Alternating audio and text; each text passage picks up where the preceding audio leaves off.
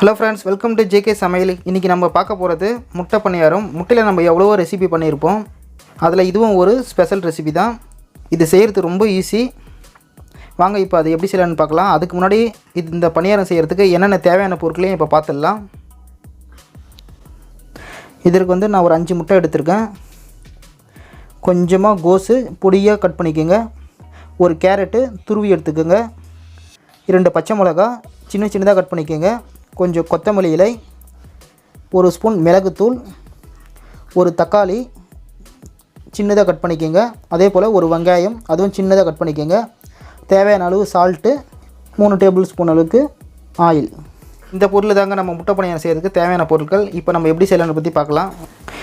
ஒரு பவுலில் நம்ம எடுத்து வச்சுருக்க 5 முட்டையும் உடைச்சிடலாம்.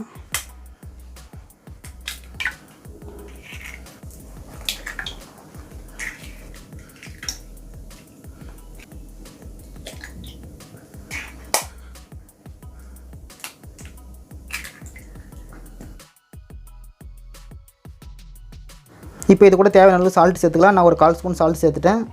அடுத்தது நம்ம எடுத்து வச்சுருக்க 1 ஸ்பூன் மிளகுத்தூள் சேர்த்துக்கலாம். நீங்கள் காரத்துக்கு ஏற்ற போல் கம்மியாக கூட சேர்த்துக்கோங்க. நான் 1 ஸ்பூன் சேர்த்துக்கிறேன். இப்போ இதை மிக்ஸ் பண்ணிக்கிட்டுங்க. முட்டையை நல்லா அடித்து மிக்ஸ் பண்ணிவிடுங்க.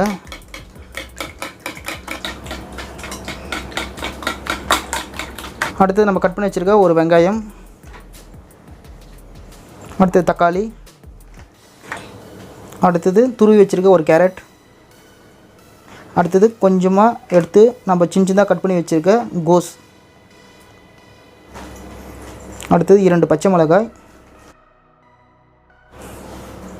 அடுத்து கொஞ்சம் கொத்தமல்லி இலை. இப்போ நம்ம எல்லா பொருளையும் சேர்த்துட்டோம். இப்போ இது எல்லாத்தையும் நம்ம நல்லா மிக்ஸ் பண்ணிடலாம். அடுத்து நம்ம இப்போ எப்படி செய்யலாம்னு பார்க்கலாம். இப்போ இந்த முட்டை பணியாரம் செய்கிறதுக்கு நான் ஒரு முட்டை பணியாரம் சட்டி எடுத்து வச்சுருக்கேன். அந்த முட்டை பணியாரம் சட்டியில் உட்புறமாக நம்ம எடுத்து வச்சுருக்க ஆயிலை வந்து சேர்த்துருங்க. கொஞ்சம் கொஞ்சமாக சேருங்க எல்லாத்துலேயும்.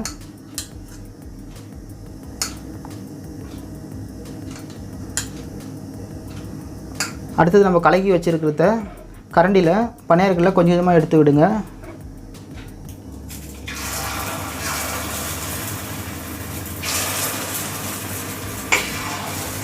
ஸ்டவ் வந்து லோ ஃப்ளேம்லேயே வச்சுக்கோங்க.